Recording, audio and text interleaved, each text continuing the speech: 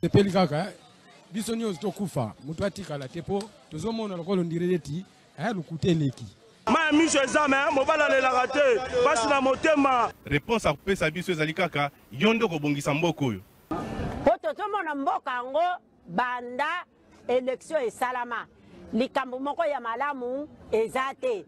Président oyo azobukonzi soki azalaka président soki azalaka nani o toyebi te. Elo tikali ezaka bacha mura na fa dese baya babakisa ba awa pour tous les sortes ya ba voler baza awa bache bango ala na kopanga ba te fa nane ya totanga bula fufu to romole ya totonda ti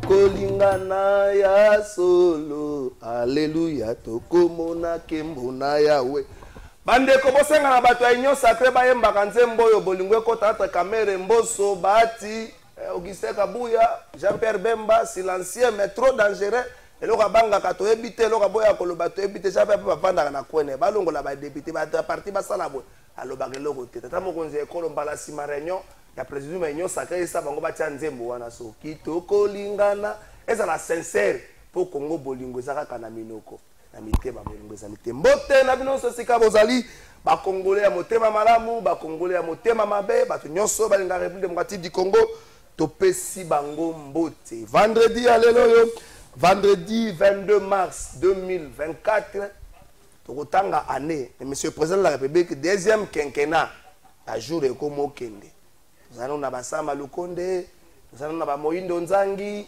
tozali na banani tozali na bamama del kayinda tozali na banani tozali na ministre ya nini babengaka nini ministre oyo ya nini makambo mabele molendo sakombi affaire foncière tozali na bango tozali na baministre wana tozali na bango mais peuple azotala on ne change pas l'équipe qui gagne est-ce que bato wana baganye ndeko modero ntimba akendaki alalaki na makala mokolo ya lobi igor towana bafoto ya modero ntimba ti ya posé modero ntimba alalaki na makala mokolo ya lobi na nsima ya kosala séance moko ya molai bavoka na ye bazalaki bata cassation mpe bazalaki débat ezali c'était prévu bazonga lelo pourquoi akendaki makala toyebi te mais bavoka na bazalaki na badossier basolevaki notamment tribunal ezali kosambisa ye mandat ya modero ntimba nanu bavalide te est-ce que cassation ne faut sambisa ye ezali dossier oyo basolevaki nanu bavalide mandat ya modero ntimba te mpo ye alekaki na césarienne donc na cour constitutionnelle no bavalide mandat na ye te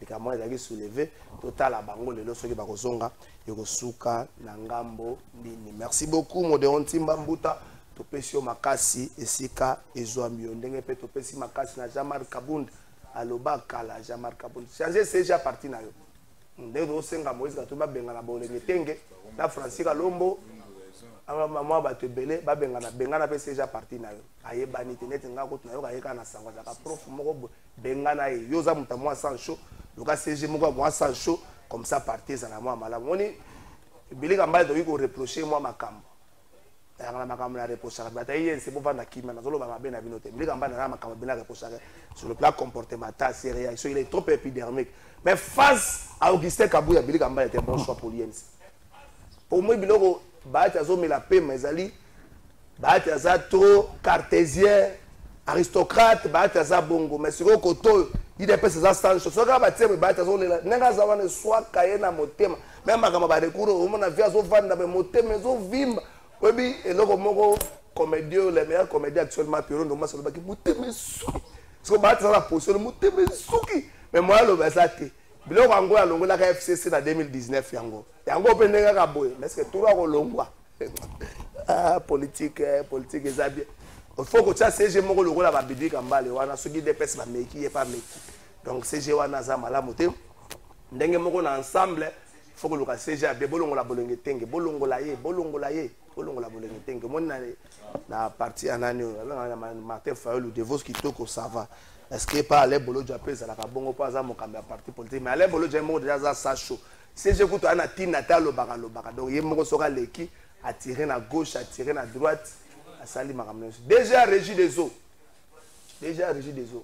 moni biloko musu balekela ngo na ba média te basala ngo bilan okwa koleka to lo baka Congo mobimba ba yabi situation à régie des eaux mais ça te makambo expliquer biso comment ça bato basala ça problème te par rapport à basalaire bato par exemple bachalaire ça makasi mikolo mai ça na porte na biso wande to kolobaka tangu yo moko so sala ba incartation na yo ngai bo wana tali population te ça biloko lokwa régie des eaux biloko lokwa SNEL biloko lokwa nini biloko lokwa makambo nzela basala ngo ba explication te na kolia bato ouais ça muteo biloko azolia bien mais yemo ko tanga kena weze kolia za malamu te déjà régie des eaux tika ba incartation wana biso to bi dicta mai ça na Congo même na Gombe mai kangama partout est-ce que mai kangama kati tant que ça la incartation na yo wana ezo bimanga yo na yo déjà régie des eaux balobi olingi pe bato balobela yo te bino so bozaka kao il veut s'attaquer au chef de l'État s'attaquer au chef de l'État sala nde musala oza wana kaka moi je suis vous êtes état libino crédit lisusu nini to pesa na justice ya mboka na biso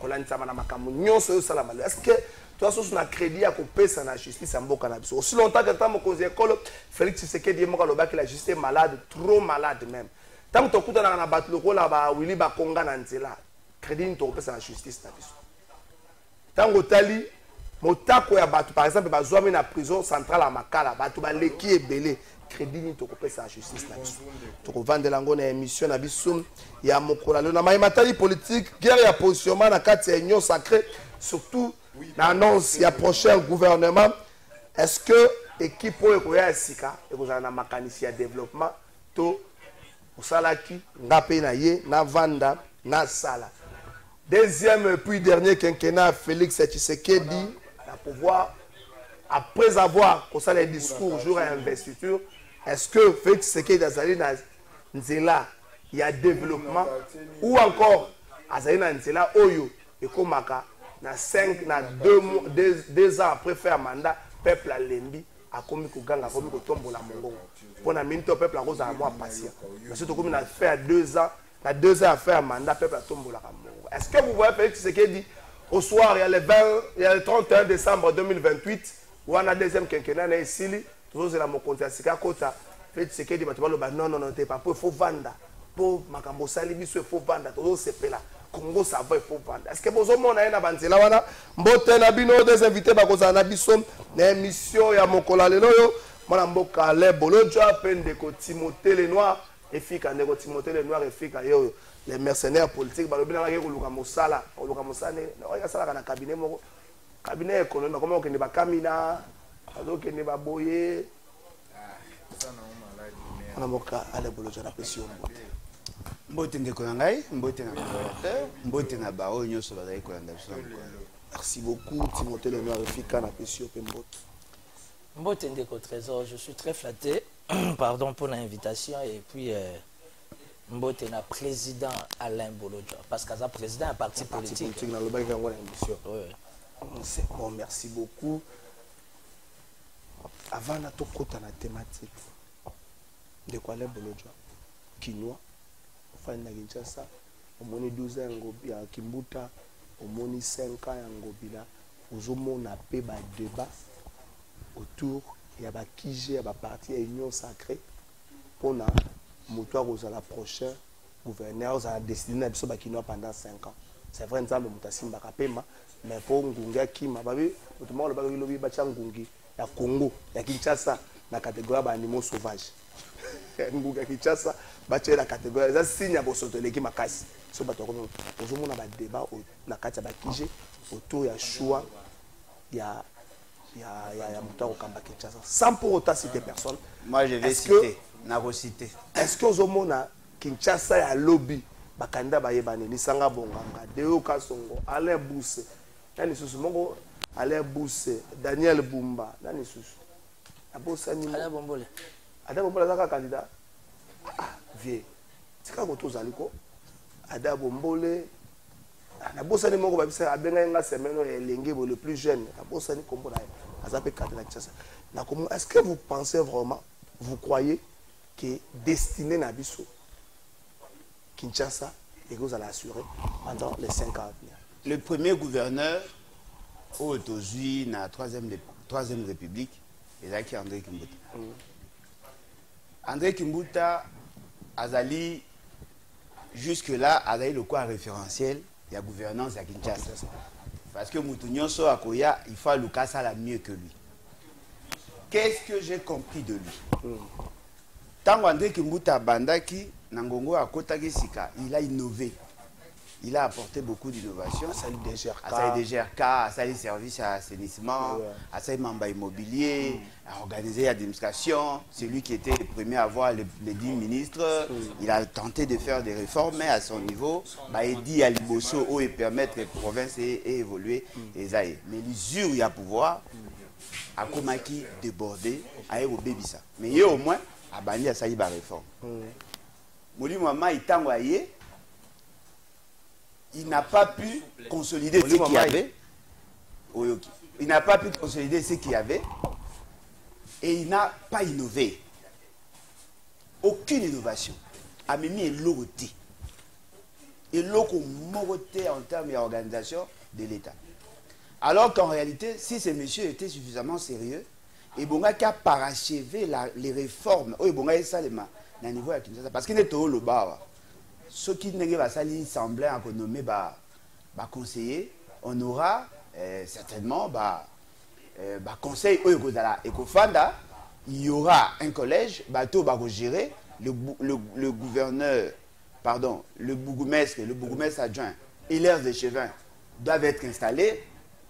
Lui maintenant devait réfléchir comment installer le conseil, comment installer le bourgmestre dans la configuration à l'élo avec ses échevins pour que aille marquer positivement sa génération.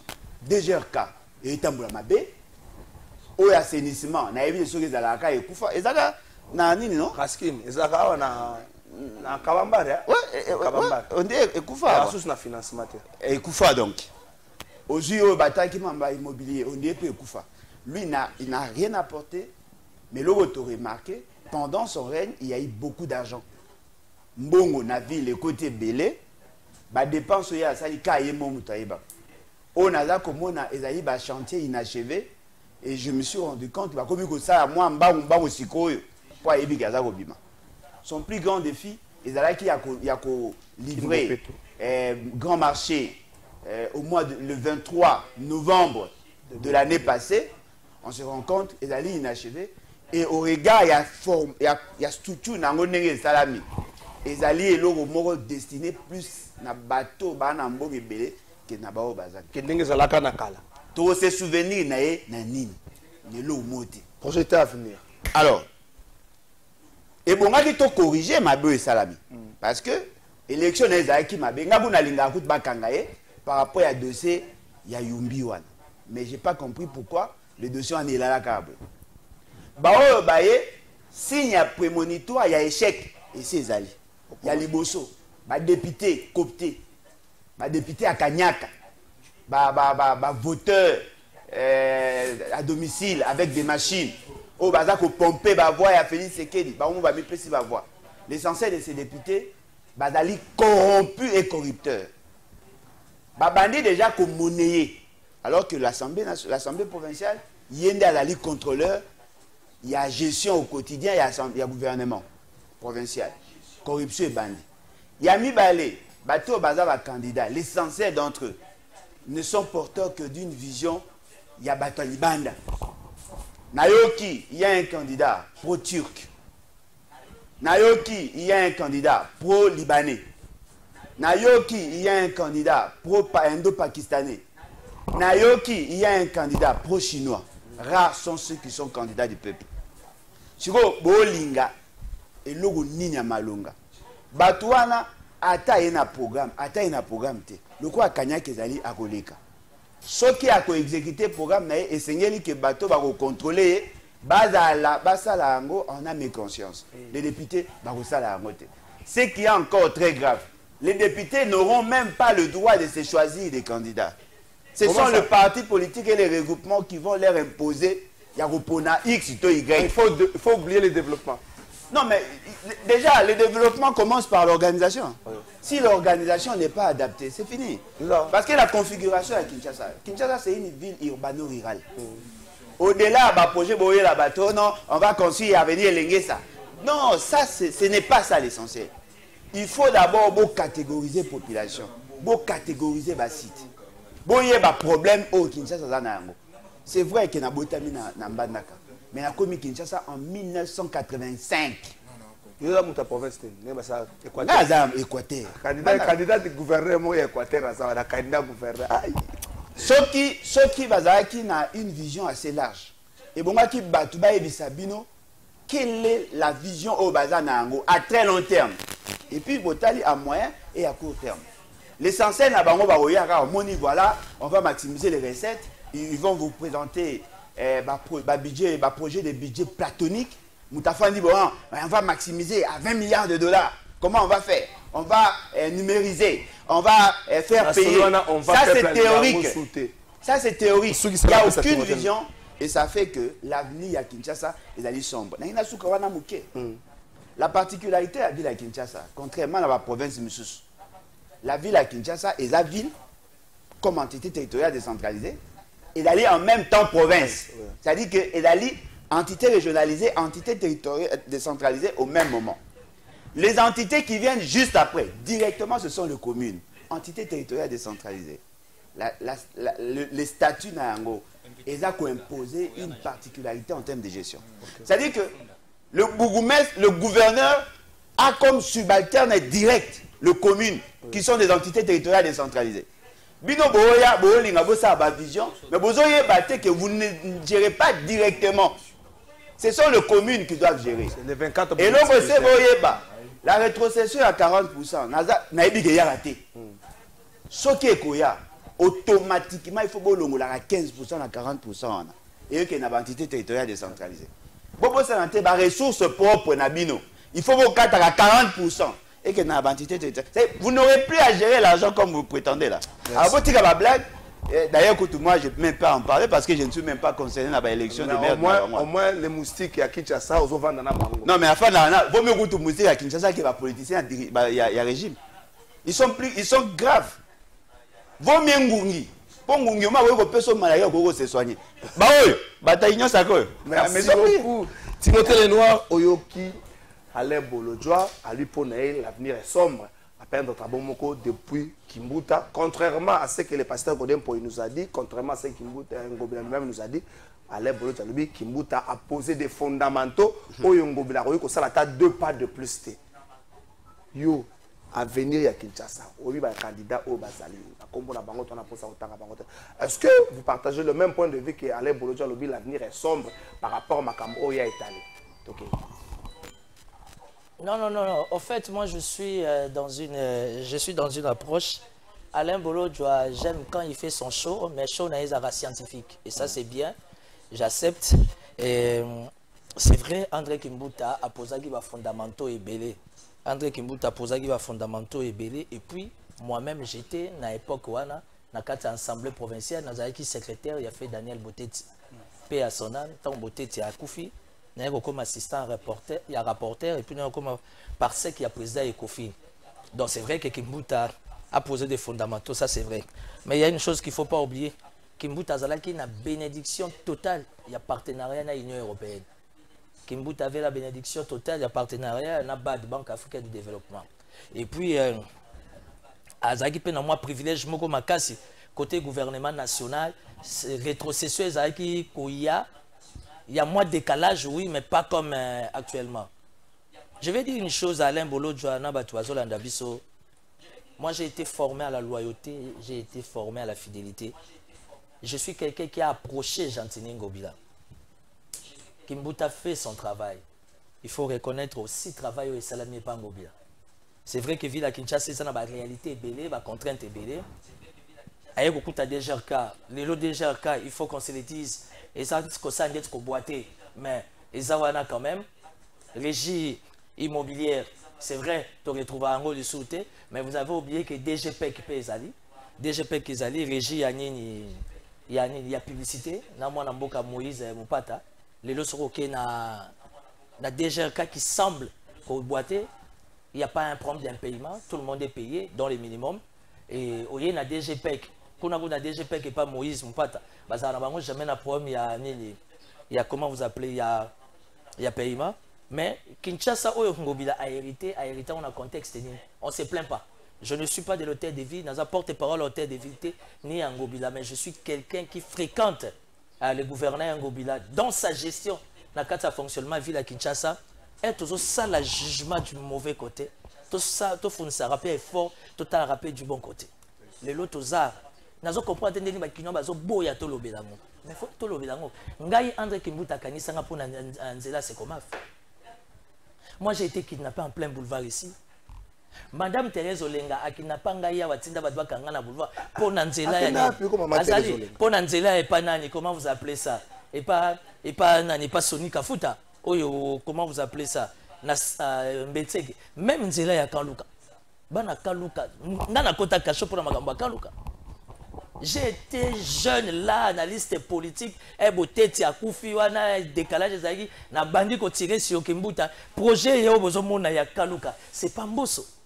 Et ça projet on a tela makelele na télévision depuis longtemps ndenge André Kimbuta ayeko banda ayeko suka na nzela, Pepe Mboso ayeko zwango, évidemment tout le monde est congolais, les plus importés zaki accessibilité za na Kaluka. Ndekonangai Daniel, Ndekonangai, comment on appelle Alain Bolodjoa, le président. Moi, je suis quelqu'un qui est très respectueux, je suis très protocolaire. Président, reconnaître que tu as Kinshasa et Lengue ses aïens Nzelate. Il a fallu 60 ans plein. Ok, ne Lengue Sabase qui toko bazala. Ok, ne Lengue Sapé Bazape na droit à vivre te capé lupango. Basa la projet Mogoboy. Il a fallu l'initiative des Gentini Ngobi. J'ai été le premier à aller voir Ngobila pendant la Covid. Moi, je vais descendre à Elengesa. J'ai pris plus de 20 chaînes.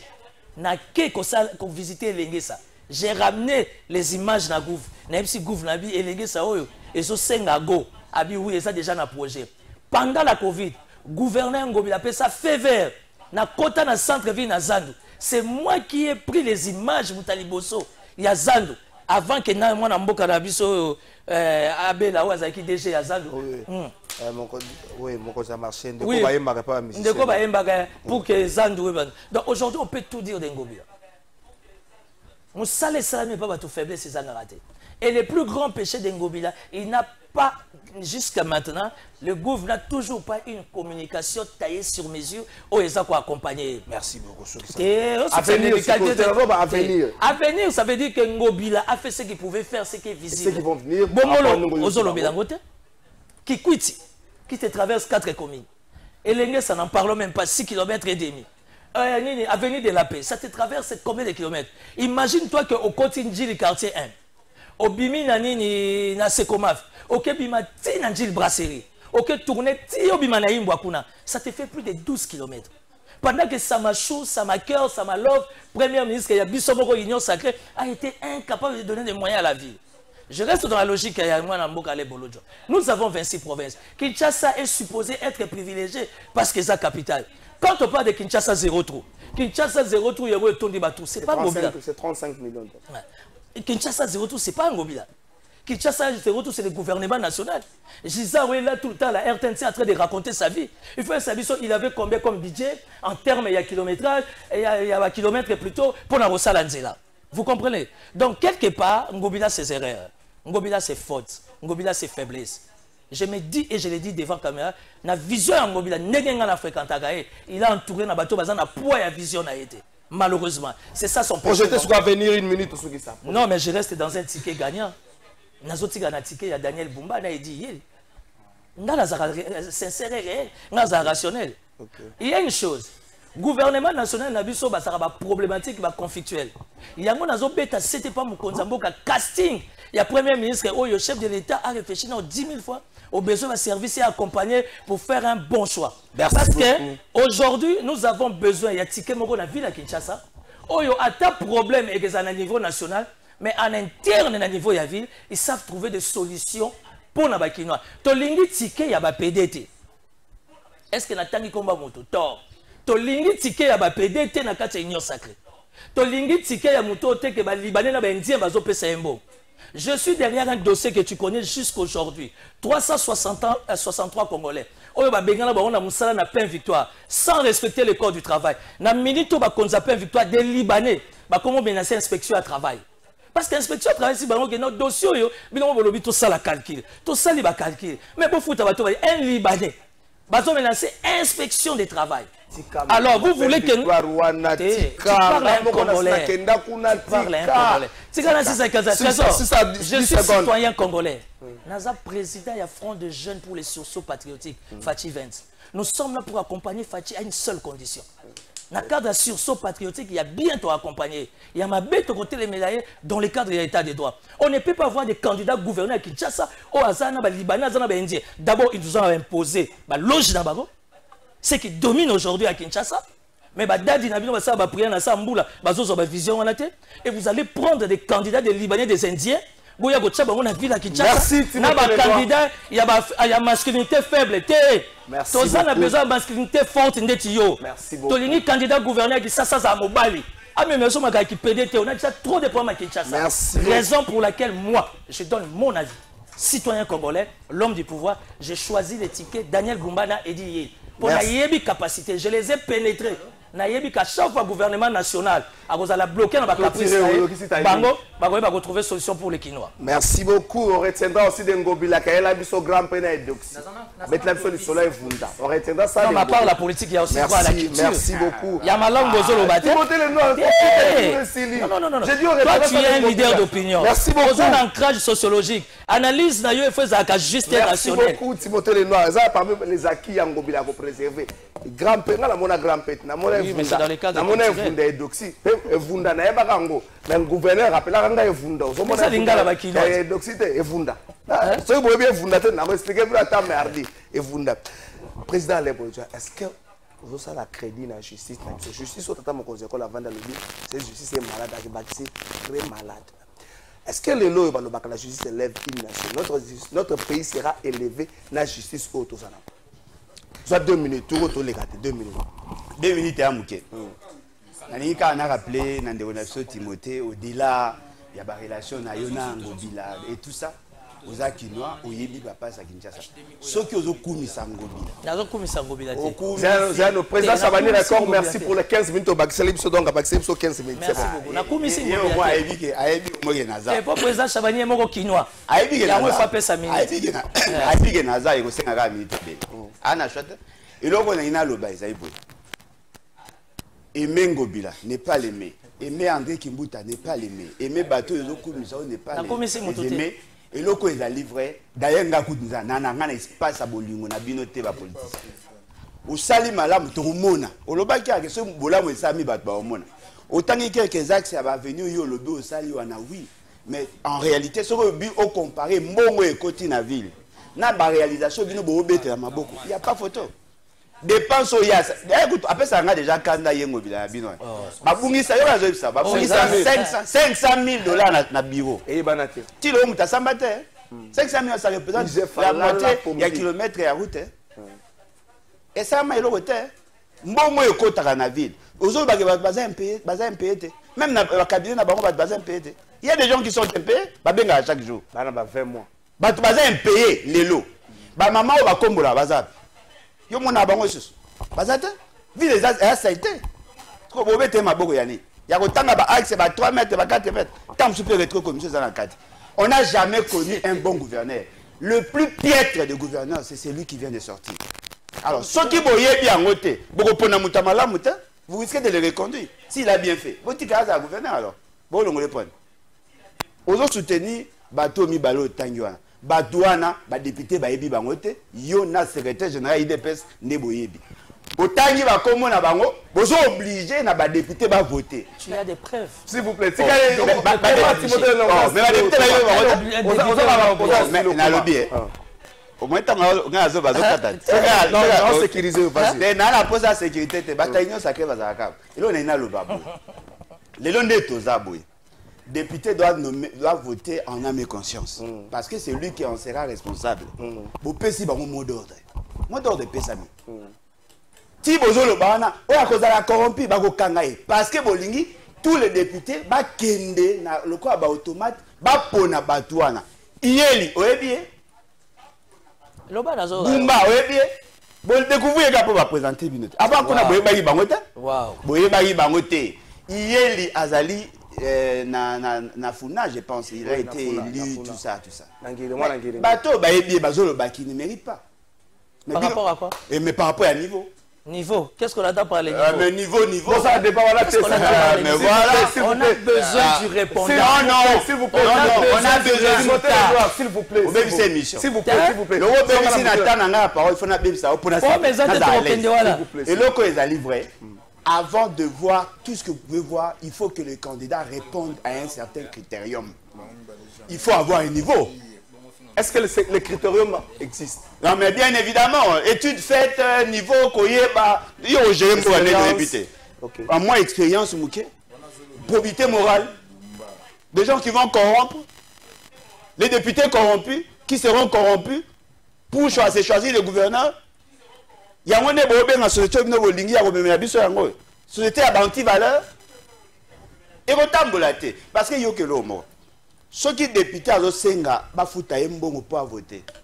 À Osenga nani, mutua aux gouverneur lobby. Après maman le colonel. Balamoko, mutua na koyiba pour récupérer mbongo na ye. Tu vois, mutua aza censé à contrôler, aza ko exiger ba corrompre. Vous pensez qu'il y aura une bonne prestation? Si le gouverneur détournait l'argent et que bango ba ngi ba interpeller, et vous avez grave. Parce que là on va bazo yebate. Mais ce ngobila auto mais la biso degré immoralité a telle enseigne que basala dynamique, il y a soutien, il y a gouverneur dans l'Assemblée provinciale. Il y a ce mona wapi. Un contrôleur dans la ami, il y a Mouto, il y a contrôler. On a corrompu tout le monde. Tingi rappelle Ramboso, papa kokote la kabangote. Eh, alors baga bien. Na question à la justice. Une minute Siko, au 8 ans. Vous voulez résoudre la question à la justice? Arrêtez M. Félix Sekedi. Pourquoi? Je vais vous le démontrer. Et la série à ordonnance, M. Félix Sekedi, le 15 août 2023. Ok. A nommé Tala et Touloukou Yaba magistrat. Et Belé. Et Touloukou Yaba magistrat. Et là, quand ils allaient grave, on a 51 tribunaux de grande instance dans le Congo. A nommé 331 personnes. Bah affecté 51 personnes. Les restes, bah ticali sans affectation. Ils sont là dans le bureau. Ils n'ont pas de lieu à travail. Ils sont nommés. Il a nommé plus de 280 procureurs près à la tribunal et à la grande instance. Il y a 51 postes. Il y a encore d'autres qui sont là. Sans affectation, ils sont là. Ok, il y a beaucoup d'appels. Dans chaque territoire, il y a un moko. Et pour tout dans moko. Dans la province, pardon, dans la province. Il a nommé plus que Oebonga Kibazala. Le procureur a nommé plus. C'est-à-dire que le personnel, il a eu pléthore. Nombre, il y a 51, il a nommé 331. Na 4, il y a une nomination. L'essentiel, il n'y a que la tribu. L'essentiel, il n'y a que la tribu. Donc, pas de crédit pour notre justice. Il est malade à la justice. C'est lui qui est à la base de ça. Ça, le recrutement à magistrat. L'essentiel d'entre eux attendent encore des affectations. On commence à sélectionner. Ce qui est grave, dans le document où M. Félix Sekedi a nommé ordonnance, il y a des gens qui ont été chassés pour usage de faux, avec de faux diplômes, à répondre des Bangouars. Mouto Azali, le ministre en charge de la justice. Maman Rose Moutombo Kiese. Elle a été nommée comme avocat, premier avocat général près le Conseil d'État. Est nommé premier avocat général près le Conseil d'État, le magistrat civil du ministère public dont les noms et matricules suivent. Madame Moutombo Kiese, matricule D00469. Après, deuxième article, sont abrogées toutes les dispositions antérieures contraires à la présente ordonnance. Voilà. C'est-à-dire que déjà, depuis le 15 août. Mais elle continue à exercer la fonction de ministre. Ah, tu vois, Moutoua la même temps, tu connais la moratoire. Le problème, c'est le magistrat suprême. Il est défaillant. Merci beaucoup. A même immoralité dans la justice. La Cour constitutionnelle, l'élo, qui peut avoir crédit, qui peut faire confiance à la Cour constitutionnelle. Mais attention, le président de la Cour constitutionnelle et le procureur général près à la Cour constitutionnelle, le Conseil supérieur de la magistrature. Alors, comment voulez-vous que tout dans une société de justice, alors qu'il y a injustice? Le nombre de jugements rendus non exécutés. Ça, ce n'est plus le problème de la justice, c'est comme un problème, il y a un pouvoir exécutif. Allez voir, il y en a combien? Merci beaucoup. Combien de innocents sont en prison? Mike Moukeba est aujourd'hui en prison, sur recommandation à pouvoir. Merci. Il est là. Merci. Vous parlez de quelle justice? Timothée Lenoir, rencontré Alain Bolodjoa. Est-ce qu'aujourd'hui on peut faire crédit dans la justice? Exactement. Timothée a relevé par exemple, et plutôt le président Alain Bolodjoa a relevé notamment la nomination à ministre de la justice. Non, par rapport à Alain Bolodjoa, il connaît mon état d'esprit. Ce qui est fondé. Quand on pose une question, mais on a besoin d'accent parce que j'avais vu. Je suis un homme de recherche bien informé comme toi. Mais il y a une chose qu'il ne faut pas oublier que maman ministre, si elle est là, ils ont pas affaire courante. En attendant, tous ces zélatés. S'il vous plaît, s'il vous plaît. Ah ouais, ça on a problème de c'était le 15 août 23. Ça on a problème à gouvernement. Vous comprenez? Alain Bolodjoa. La justice en République démocratique du Congo, tu as tout à fait raison, est malade. Pourquoi la justice elle est malade? Parce qu'elle est malade. Raison pour laquelle dans les cadres, il y a deuxième mandat. Dans les cadres, il y a sursaut patriotique. Nous demandons au chef de l'État, parce que Yemoka Lobiango, il y a un mandat passé et que c'est répété, tu es dans le deuxième mandat. Et bandit. S'il vous plaît. Il y a premier mandat et c'est répété, tu es dans le deuxième mandat. Moi, tu connais mon état d'esprit. Je suis du pouvoir. Naza fasciste. J'ai fait un effort, j'ai fourni beaucoup d'efforts d'être rationnel. C'est vrai que l'appareil judiciaire est mal. Parce que quand tu vois même un Libanais te dire que la justice n'a pas la poche, ça veut dire que réellement elle est malade. Mais les 20 tirés, il faut les boire. Aujourd'hui, nous estimons, nous demandons au chef de l'État, au Saturne, en commençant d'abord par les castings, il y a Premier ministre. Parce que tout ça, ça doit être vu et revu. Et nous demandons même les réformes à tous les niveaux. Même au niveau sécuritaire. Tout ça, on a besoin de réformes. Parce qu'en fait, nous sommes un État. Nous sommes une nation. Signataires de plusieurs chartes. Et ça, on ils ont les canards. Quand il y a pouvoir dans l'union sacrée, les autres sont dans une position inconfortable. Vous comprenez? Donc, quelque part, c'est nous-mêmes, le pouvoir, l'union sacrée, nous ouvrons la boîte à Pandore pour nous couper ça. Nana est en opposition, l'État a tiré biseau. Je n'ai pas dit que tu as tort. Pourquoi? Parce que même le chef de l'État reconnaît que l'appareil judiciaire a des problèmes. Mais écoutez, nous attendons. Nous attendons. S'il vous plaît, là où on a lancé avec douceur. 5 ans. Oui, mais 5 ans est couvert. Nous avons un deuxième mandat. Il y a des choses qui se préparent. Nous attendons. Il y a aussi l'une des raisons majeures aux hommes il faut changer les cabinets qui traînent un peu. Il faut que sa Premier ministre qui traîne un peu. Parce qu'aujourd'hui, le chef a compris de lui-même que le premier mandat, ils ont un deuxième mandat. Nous, on est là dans le cadre du sursaut patriotique, non pour appuyer RR. Nous sommes là dans le cadre du sursaut. Moi-même, je suis allé à la présidence. Na compte ici courrier depuis le 29. J'ai organisé 2 jours de consultation à Genèse. Na qui compte sa courrier, mémorandum en attention au chef de l'État. Na demande d'audience depuis le 29 janvier. Directeur des cabinets de ma service, incapable et on peut s'accuser de réception. Le jour où je reviens, 1 mois après, il y a un bureau courrier trace exaté. Il y a un accusé de réception. Tout ça, la photocopie, encre exaté. Ça dérange. Moi, la présidente. Si. On soutenir Moutaboui. Non. La vie est faite de choix. Moi, j'ai fait mon choix. Le choix est un mauvais choix. Comme tu veux. Ça, c'est la démocratie. C'est la médiocrité. Prends ça comme tu veux. Oh, il y a la médiocrité. Calcul. J'estime. Attends. On parle politique. J'estime que Fachi, aujourd'hui, il a besoin de tout le monde. Ah bon? Ceux qui va Wana. Prison? Adam a besoin de tout le monde. Mais quand tu parles de la prison, attends. Quand tu parles de la prison, ceux qui m'ont sali infraction, ils ont ta prison. Oui, à Rokota. Ceux qui m'ont sali infraction, le service à sécurité, ils ont réprimandé. bakanga nani mais muto zo kumisa wa muto nani zo kumisa wa zo bebisa mboka abebisi par rapport à quoi oyo olobiki encre za te non il y a une directeur de cabinet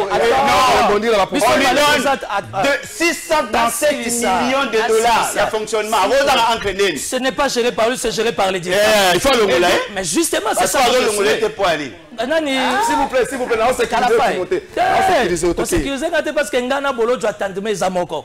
Donc on chite ensemble, mets-toi à l'aise. Parce que ici, le plus important, c'est la res publica. Aujourd'hui, j'ai dit au chef de l'État, partout où je passe, il faut changer ces cabinets-là. En commençant par les directeurs de cabinet. Guilhem Nyembo doit partir. Comment voulez-vous battre Sitir dans la présidence 10 heures? Guilhem Nyembo côté la côte na porte à Sima. Il nous envoie Moutounaye à 15h45. Moutounaye a trace à référence ces AD. Ah, papa Léon Kengo. Ne fût-ce qu'accusé de réception.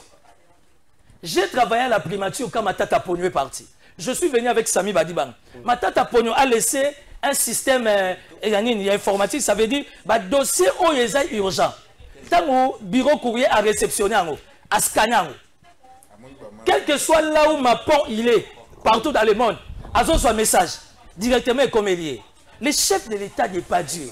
Le chef de l'État n'est pas un magicien. Ma tata non plus. C'était question d'organisation. Ah, donc il est désorganisé. Je n'ai pas fini ma phrase. Voilà. Non. L'organisation ne vient pas du chef. L'organisation vient du directeur des cabinets. Non, mais ma tata, c'est le directeur des cabinets. C'est parce qu'il a eu des collaborateurs et on va réfléchir. Qui les a choisis? Malheureusement, Oyabiso, côté Nabiso, Guilhem Nyembo n'a pas aidé. C'est qu'il n'est pas fait pour être président. Ça, c'est ton avis. Ah, mais c'est ce que je dis. Moi, mon avis, j'estime que Fachi a droit à avoir une chance et de changer son entourage. Merci. Oui, pour aider la République à aller de l'avant. Il a été élu, monsieur. Non, il n'a pas été. Malheureusement. S'il vous plaît, s'il vous plaît. Il a été élu. 30 secondes, crédit na justice. Est-ce qu'il faut tout cela en crédit? Non, aujourd'hui, l'appareil judiciaire est malade. L'appareil judiciaire est malade, mais c'est notre pays. Merci beaucoup. C'est notre État. Nous demandons au chef de l'État, comme c'est venu de lui-même, le 31 décembre 2023, le 20 janvier 2024, il a reconnu que la population a passé deuxième mandat, particulièrement jeunesse. Il y a un biso jeunesse au nom du sursaut patriotique pour Bisaye avant Premier ministre Banda. À Soukolana, nos cabinets d'ailleurs. Merci. Parce que le cabinet des à la tête. Merci. Il y a un principe spirituel qui dit quand la tête souffre, c'est tout le corps qui est malade. Aujourd'hui, on a besoin d'un cabinet avec des gens aguerris. Après, on va voir les castings qui donnaient la primature pour nous trouver des bons ministres. Même s'il y a des quotas, il y a Sénat. Même s'il y a des quotas, il y a Assemblée nationale.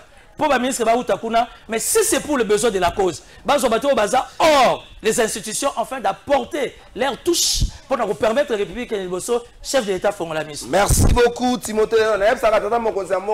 Si vous avez 30 minutes, vous avez un combo ya Ilanga Nzuzi. Ilangila Nzuzi, na dossier na justice, makambo komona. Vous avez un combo Ilangila Nzuzi. Vous avez un dossier na justice, makambo komona. Donc, changer le combo. Okomi l'effica trésor aucun courrier na présidence de la République par contre non mais j'ai vu qu'il n'y en avait pas. Il n'y en avait pas. Merci beaucoup. Donc ça veut dire que l'intendance ne fait pas son travail. L'intendance est gérée par les DIRCAP. Bonjour de votre trésor. Ce qui président Alongola qui Rose Mutombome alingaki kolobate que justice est malade. Tango expertise ya luzolo bam de Evandi et zose la conserver mboka. Donc privilégier compétence que ma relation. Merci beaucoup ndeko natenga yayo. Bonjour émission ça qui toko makasi mais Timothée atika makambo o ya kokotela ka mutu na ye pour asali elo côté à la tête de la ville Nabiso ya Kinshasa David Mayamba. Bonjour trésor. Ce qui va passer Kinshasa mutu lokola Daniel Bumba ezako kunda Kinshasa ya kotelema. Je suis désolé pour les noirs atika makambo ya ba intérêt fils Yemba. Bonjour trésor, pour moi Ngobila a fait mieux aussi à son tour. Bomoni Zandote déjà fin du mois oyo eko kota côté kaizongi donc ba maman bazala à l'aise. Gaspard ndeko Gaspard. Bonjour Kalafaye. Kimbuta a fait mieux que Ngobila wana eyebani mutu mokote akuboya yango il faut Timothée ayeba yango ndeko grâce mwamba. Bonjour trésor biso na bumbu na avenue Mawanga depuis 2020 tilelo yo mai ya régie des autres bosana yango tokoma lokola batu ya mboka ya mai ndombe wana mo webisa déjà régie des autres régie des autres matambola na ba camion système azoteka mai lo pétrole oyoka DGO babela kaka mai yango yo mai yango na régie des eaux et puis il faut la DG moko muto abela ngo bache za DG ale kaka mai yango yo bidon 500 DG moko zobela comme ça ko yebisa biso makambo zo yebisa biso ba innovation fait c'est toke la politique tozwa pardon tozwa 3 minutes na okotsa kitsa o lobby projet na yo oza candidat gouverneur Équateur la province Équateur bazoti o kitsa o lobby projet na pas au télémio puis bato bakoyoka yo bato pas na plateau ba commenter eza li sumuta projet zo bangela ngobo o kama province de l'État ngo fungoni biso zo bang candidat gouverneur na province Équateur de quoi les boloja guerre ya positionnement na union sacrée comme ko sala mboka passe il y a aujourd'hui un tout puissant du régime. L'homme autour de qui Nyon se allait tourner. Il s'appelle M. Augustin Kabouya. L'homme qui choisit, en fait, il est informateur, mais il reçoit même des députés provinciaux pour non, non, candidat gouverneur, candidat gouverneur. Cette guerre de positionnement à l'Union sacrée, pendant que Batoumsous Baza a encaissé, notamment Bahati Lukweb, il s'est dit, il encaisse. Mais ce n'est pas au sein de ton pour Azomona Soka au sein de ton peut-être au Souka Naïmabe. Est-ce que l'Union sacrée aujourd'hui fait pire que les FCC? La guerre à bas positionnement. Tu se rappelles quand le FCC fallait gouverner Bima, par exemple, revenons en 2011, la transaction Zali, il faut gouverner Bima, ou encore après dialogue à Sénégal, il faut gouverner Bima. Na ba transaction sur il faut gouverner Bima, la guerre ça. Na CP na ndeko Timothée a outu ko mettre à 3 minutes. Na rezo ata plus. Il faut mettre à nu Boutaou. Il y a bateau, il y a pouvoir. Est-ce que vous avez dit que la présidence pour nous faire photocopie? Peut-être que vous avez battu. Bongo Oyo présidence a dépensé par jour, il y a fonctionnement, c'est 2 millions de dollars. Fonctionnement. Vous avez entraîné. Vous avez entraîné. Attends, na souci, vous avez entraîné na commissariat, vous avez entraîné na photocopie. Vous na kalisa ko tu baza ta moi ba niveau moko na remarquer le grâce à Timothée baza ta na tinate la présidence ne peut tout manquer sauf le consommable de bureau impossible ndeko alobi ndi se pola na mutu na salaire olazo mutu azumbangaso directeur de cabinet aza mutu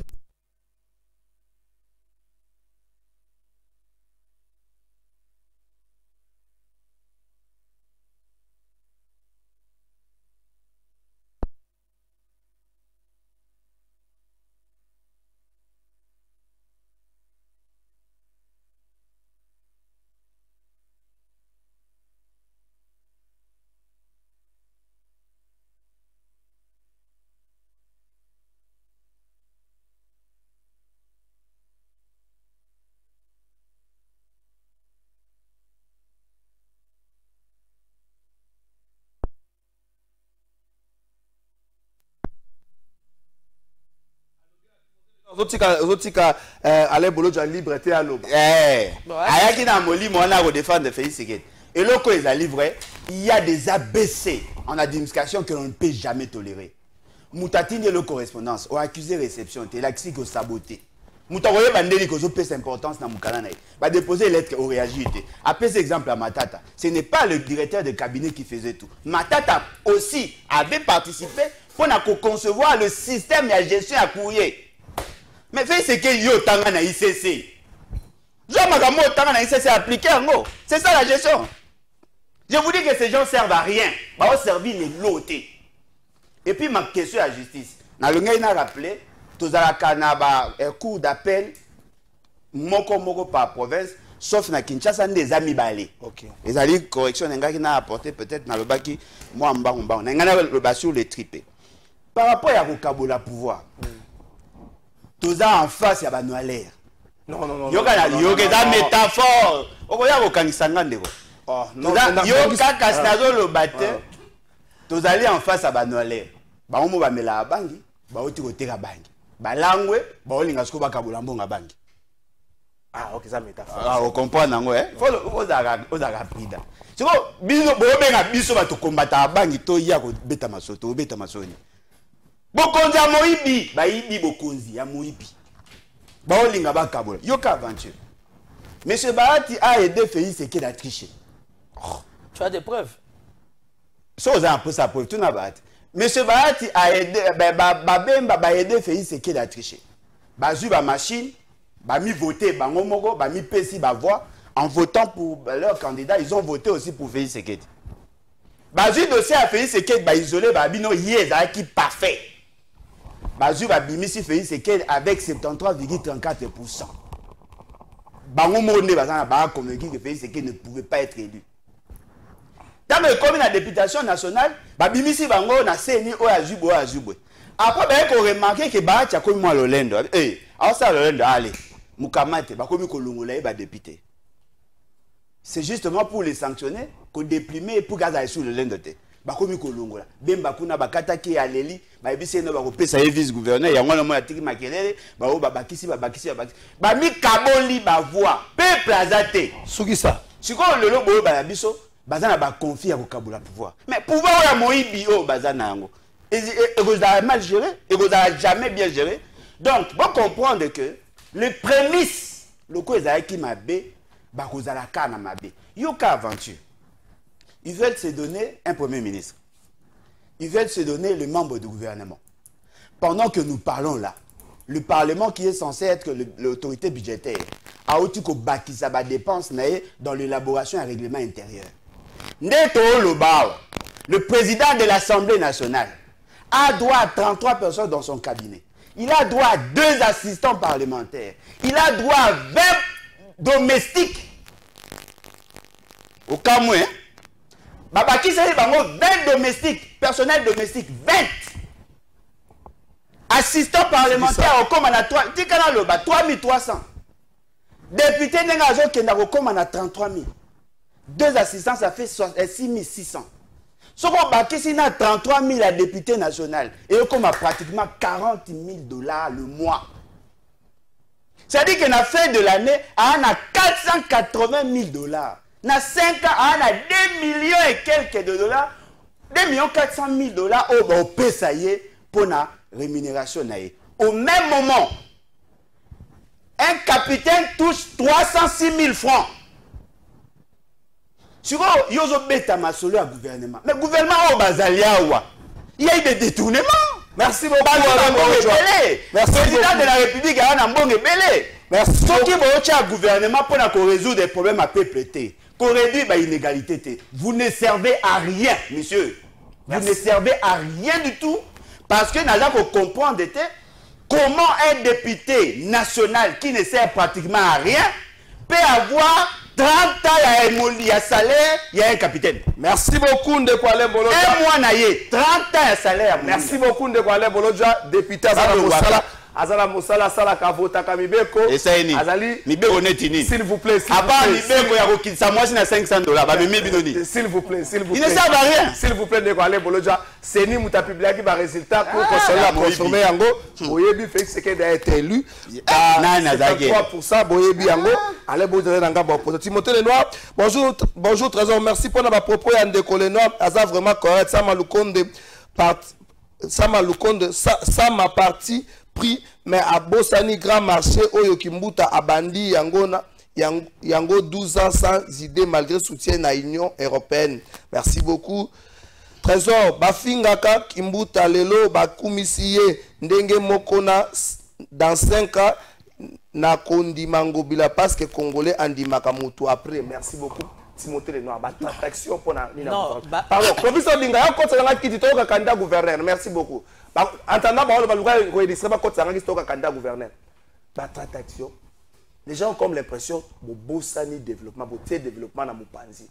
Est-ce que les lois, il faut pas tout baser là un miracle dans le gouvernement un deuxième quinquennat? Est-ce qu'au soir, il y a les 31 décembre 2028, non. Félix a travaillé, tourner encore. Dans ça, la récapitulation rapidement. Alain Bolo avait soulevé un point très sensible pour dire que non, maman Azandou Bazango se plaindre que Bagozala. Or, c'est faux. À ce que je sache, avant Misala Azandou Banda, enregistrera qui bateau.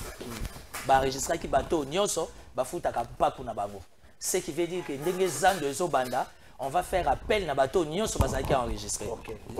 C'est ça le maquillage là, c'est connu. Non, c'est ça, mais bateau Bazaki Liboso Nyonso Bazonga. Non, il y a une chose.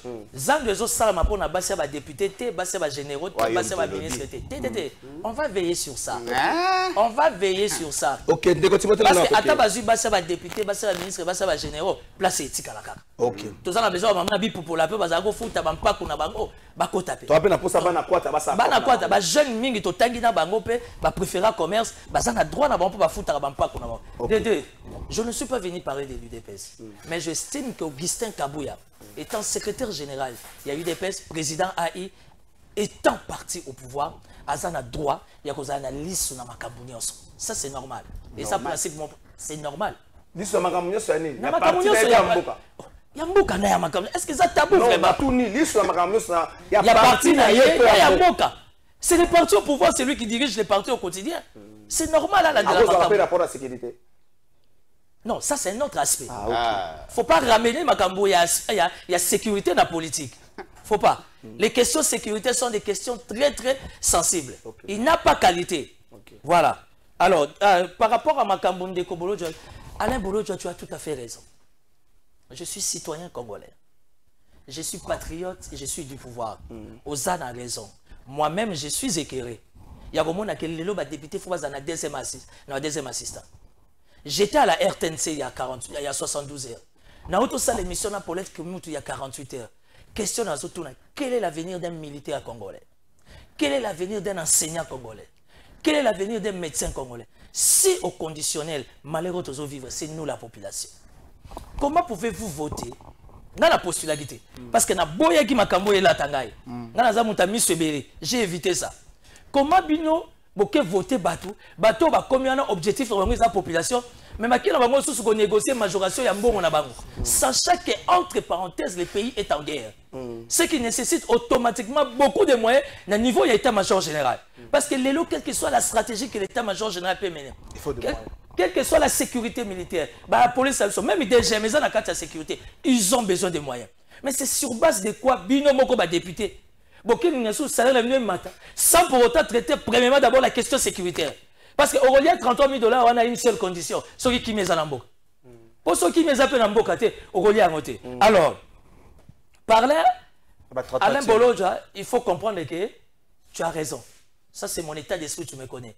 Moi, je suis du pouvoir dans Zagamuta Djalelote. Ce qui fait que ma porte est belé Zokangamoto Rafachi. Mais j'ai fait mon choix, c'est lui. Et je reste avec lui. Parce que dans Zaka rationnel, j'ai été formé comme ça. Moi, je n'ai pas été formé individu. J'ai été formé république. La tractation politique, c'est normal. C'est normal, la tractation politique, il faut ça. Je vais tout simplement demander dans mon Konzambok avec tous les respects. Azala Lokola Gourou a créé classe politique. Parce que tant que tu as besoin de l'autre 3 non. Vous savez obligé de faire combo et ébanité. Peu d'opportunité dans combo et ébanité. Nous supposons que ça sera une nouvelle énergie et quand on va fédérer, ça va donner un bon résultat. Donc les lobos supportent, je sais qu'il y a des guerres. Mais le gouvernement, le gouvernement a vu sur l'équipe, il y a Samalou Konde. J'ai toujours été contre tous les 5 ans. Je suis du pouvoir, mais j'ai toujours été contre le gouvernement Warrior. Pour les Warrior, vétérans. Nous avons des ministres qui jusqu'aujourd'hui, ils vont faire courante. Il n'y a pas. Donc, moyen exact, non.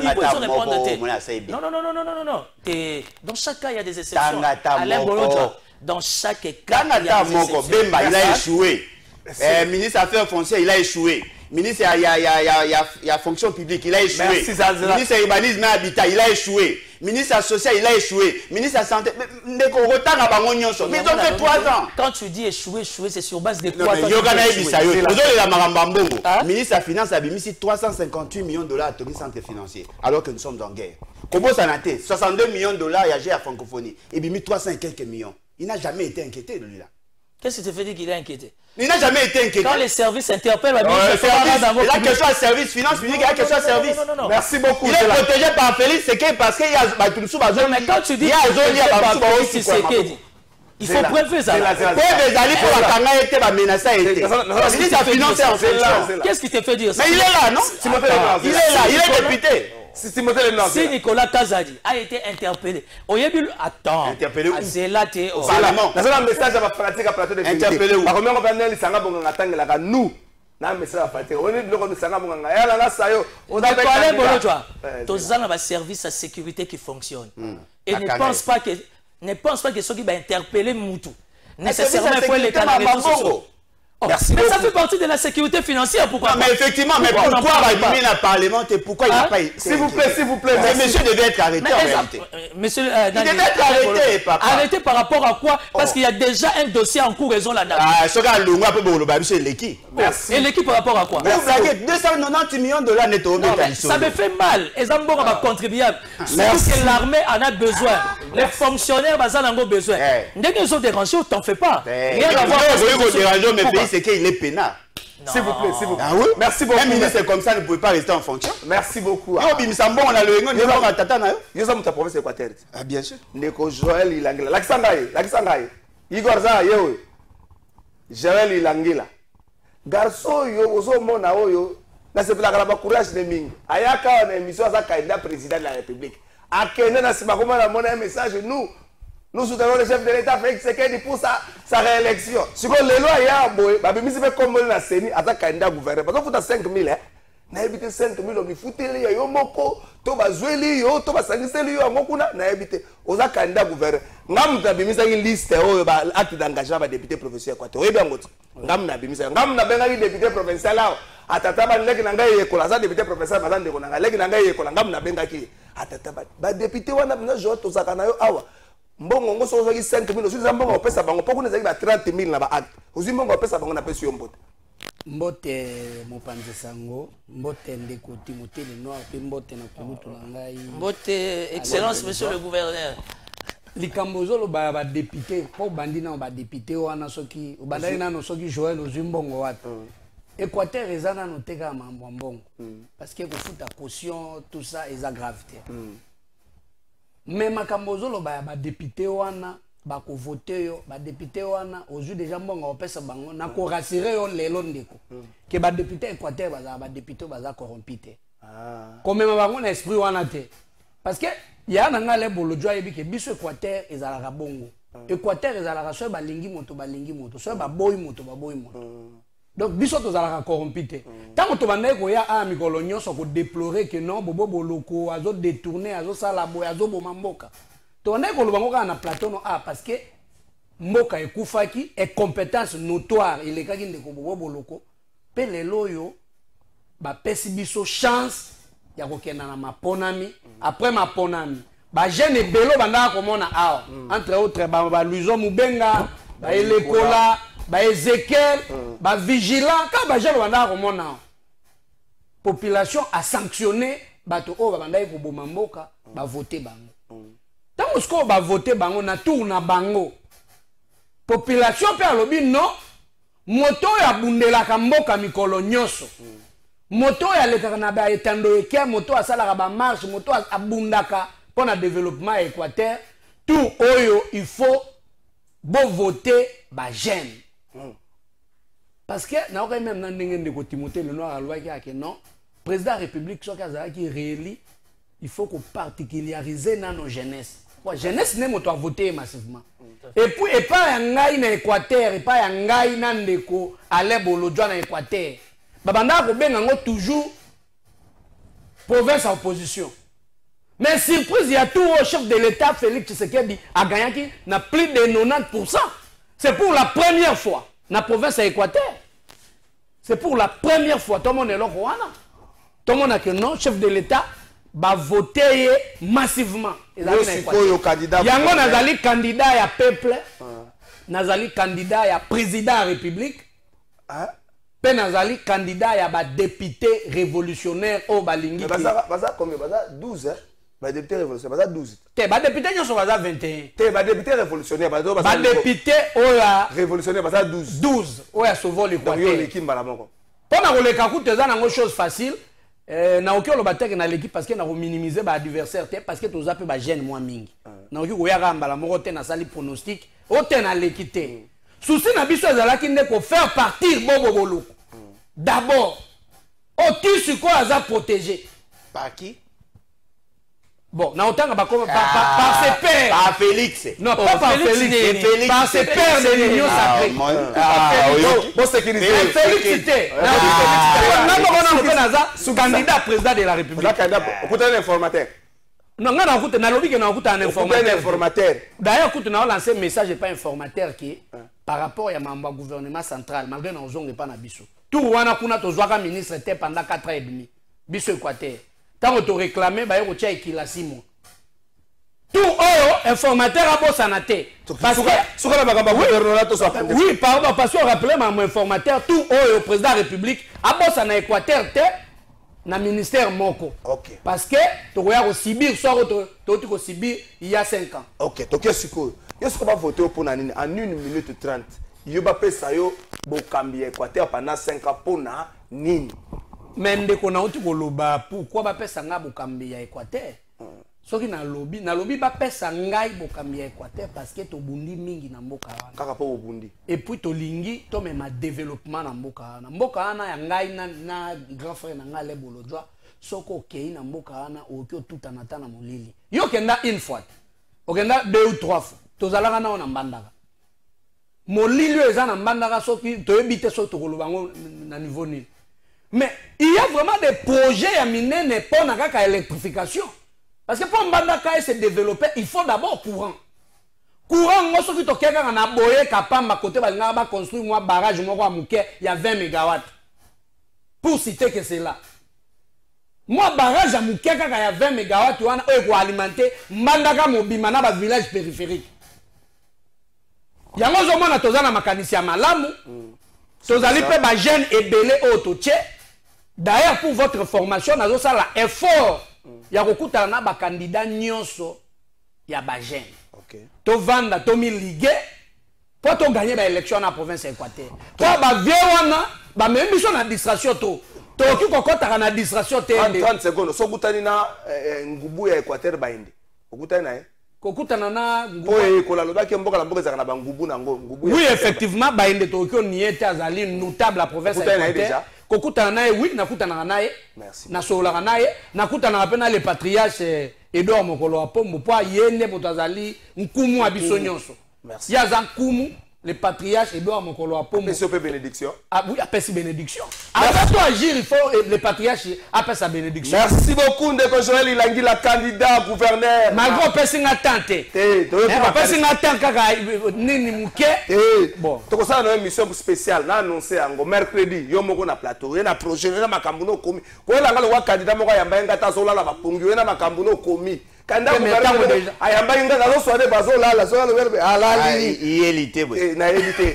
Yo dans la poème na yéli apparemment. Donc mercredi na peut sur plateau juste pour que vous soyez pas social toujours debout. S'il vous plaît. Social au gouverneur. Mercredi hein ya mbozonga mercredi to ko sala na yo émission mais pardon soko leki gouverneur ko kanga ba photo belé kwa gilo ande po yo zakala molimo ba photo muke mko chebwe photo ko sala makamlo wa ministre gilo na linga photo ministre kanga ba photo belé ko beta moi tennis photo mais sala photo côté moi soko zo beta moi donc la molimo ba photo no matina avio kangi photo gouverneur politique atambola ka elima ya bangala c'est ça bon le problème c'est que ngai na vous allez muta ba shooting te soki bato msu baza bato ba shooting na tanga ba komona bango te biso toza na besoin de ya développement Équateur pe biso ba candidat toza la unique pour to bundisa bato oyo ba memaki sous développement pendant plusieurs années. Merci beaucoup Ndeko candidat gouverneur, bonne chance na yo. Jour à l'élection à gouverneur dans Équateur, je sais pourquoi Kinshasa na otika la bino Congo central ko to boko mona ngate katanga na banotala musika kiabula lekate s'il vous plaît tika je suis du pouvoir. Merci beaucoup kiabula comme choix. Non, il faut te dénoncer ma pouvoir. Merci beaucoup. Mais il était. Merci beaucoup. Le candidat pouvoir bana Lubumbashi kiabula te. Stazo pesa bino maloba na motuna moko suka nazo pesa bino. Na lwala ba fifi pété. Merci beaucoup Ndeko Timothée Lenoir. Président Félix. Merci s'il vous plaît. Bon ça va Ndeko Igor pesa na photo ya ndako ekoyaki. Ndako etengamaki na GB. Na côté ya Campus Africa ndako wana etengamaki. Bandeko, webi mboko ya tozotamba na mwa ndenga ndenge. Ngai na ndenge na ngalo kola journaliste ngape na koti na enquête. Lobby ingénieur ya atongaki ndako ya lobby bazali na autorisation bazali na permis ya kotonga. Mais problème ezali na ngambo ya ministère pour attirer ki bato mususu batonga esika wana ngai na kei. Premièrement ministre ya urbanisme depuis 2014 après ça a permis. et comment la service Mogoboy. Le service a bien en gros GUPEC. GUPEC, Moutazali, a dit guichet unique pour la délivrance de permis de construire. Hier, Moutou a fait ça permis. Depuis 2014, le ministre a fait ça sous permis. Le ministre a fait ça permis de construire. S'il vous plaît, le ministre a fait ça permis. GUPEC, Moutou a fait ça. Si on a quelque vérifié dans GUPEC, GUPEC a lobby, a fait ça, bandeko a permis. On est bandeko batata banaka. On est ingénieur lobak, a permis à tirer sur la place publique. Ce qui a été permis sur la place publique, ce qui a été permis, on a fait ça, il y a s'incliner. Ce que Zali faut attaquer, annoncer même, Timo Kola lundi, ce qui ici permis, il y a fait ça, il a été avant de fondre la justice. On a vendu à GUPEC. Les bâtiments ont fait ça, on a permis. Ce qui va faire si permis, à fondre la justice. Donc, bande ko botika la biso farce wana. Ce qui est génial, on a permis, on a permis la justice. Wana bande kwana bolongo la pe ministre na kati ya makambo na ministre ndengo tapesaka autorisation permis ezaka na service obenga GUPEC yango ndengo tapesa ngo les services publics bolongo lango siko na compte na ministre Molendo yo natangi yo te na bino ministère affaires foncières boye kisa na biso ndaku wana parcelle wana eza folio wana eza ya nani botika na biso makambo enquête on n'a pas besoin de ça boye ça biso eza ya nani et osuwa kaka lwa kaka de chata ndaku etenga mi eningisa bato osuwa lwa kaka de chata makambo ni osala ngwa devant hôpital en plus hein est-ce que on voit déjà tout le bateau tout le bien net bolelo vendredi na so banga bakanga ngai na so banga po vendredi so keiga na boy lundi na sala makala na so banga mais au moins mandatie moto ko tanga belega ka sikoyo nzamba kimbango azo sala rangetie donc na salina merci na bino to ceux qui se face to pesa ate motele no na ale boloja maloba ati une minute ba sou ki zabande ko message bolimbisa biso ba message na bino bolimbisa bino ba message zali belé candidat gouverneur pas zali il y a mercredi. Il y a le bâté, il y a le bâté. Et ça, le gars, il va pousser un gars là-bas. Il va pousser un gars. Il y a fait ce qu'il y a le bébé. Te nazo za la bref. Naza na dossier mo réseau déranger ngai, naza na kati ya structure nanga Front des jeunes pour les sursauts patriotiques. Fati 20 naza na cellule ya ba temporaire, il y a DGDA Lufu. Na DGDA Beach. Mais ba DGDA Lufu, boko remarquer so bozo bima libanda ya ofida wana na porte d'entrée. Il y a une vingtaine de gens bazo la libanda aujourd'hui, ça fait 4 mois. Ils ont travaillé comme temporaire pendant pratiquement 9 ans. Or la loi est qu'on les jamais 6 mois. Alors, batiki ba famille na bango na Congo central bazo la na porte ya DGDA. Vous imaginez. Et puis moko na bango auto kufa. En plus. Ndeko Shagi à force à la libanda santé dérangée, l'état baninga ba sala moi et konzo et tout et tout. Mais bizarrement, ndenge bazo la na mire ya DGDA au fida et ça entré déjà kotaka. Entré déjà bimaka. Déjà l'obia yebi makambo wana te qui temporaire na bango te bango te, mais à chaque fois la DGDA azo comme la bango comme collectif de temporaires. Ça veut dire juridiquement parlant, la DGDA les reconnaît comme état de temporaire. Ça fait 4 mois. 4 mois. Bazola la libanda wana. Na sengi bata bonne foi. Bata bonne foi bata bonne foi. C'est pas Félix. Merci beaucoup. Déjà lobby ya za moninga mokonza mboka. Siko yesu ko protéger point. Merci beaucoup. Ah on dit ça peut sauver une minute de Sugisa. C'est parce que là il faut sauver des vies. Sauver des vies. Une minute de Sugisa. La pension matière à l'air. Apparemment Félix c'est qu'il ne nous sert à rien. Parce que tous les problèmes que nous avons, je l'ai dit. Non mais apparemment tous les problèmes que nous avons, il y a résolvaka aucun.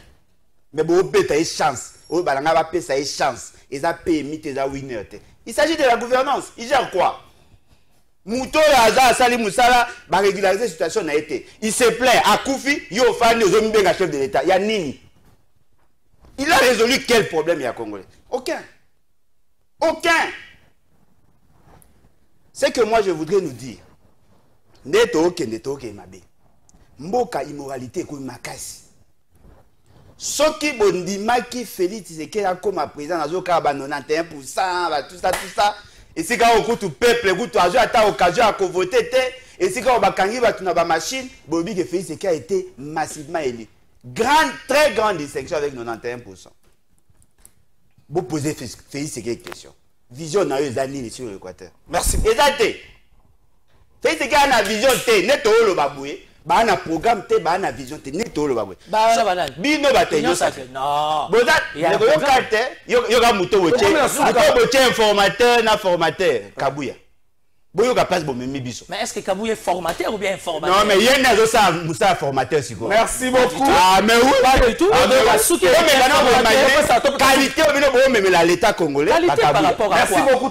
Bolimbo, tu peux ça gouverner. Kabou n'a pas droit. Bolimbo côté. Mais il n'a pas le niveau, il n'a pas l'obligation. Les niveaux par rapport à il n'a pas le niveau requis. Depuis on va faire émission à niveau.